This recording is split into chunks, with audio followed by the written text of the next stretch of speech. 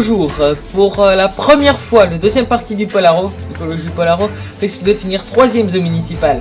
Je me souviens tous du scandale des travaux au bord du lac Sauer il y a maintenant quelques mois, où Mathilde Guitume avait été obligée de reprendre les rênes de l'EP en catastrophe.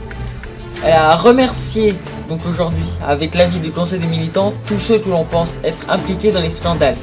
En tout, une dizaine de personnes ont été bannies de l'EP pour, je cite, faute grave.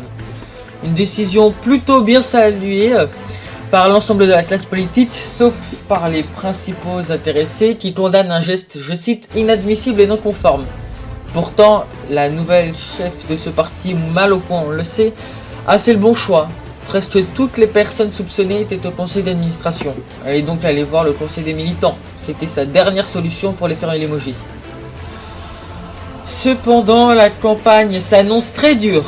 D'après un dernier sondage, le parti écologiste perdrait 5 villes, Murti, Uaro, Sari, Laclore et Follow. Même Surasia pourrait être perdu, tombant à près de 14% contre 19% actuellement.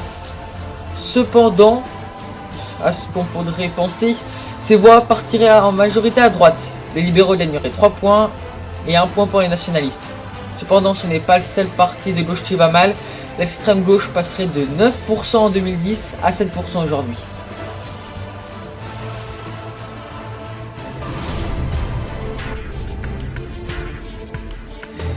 Le séisme ne serait que d'une magnitude 6,4.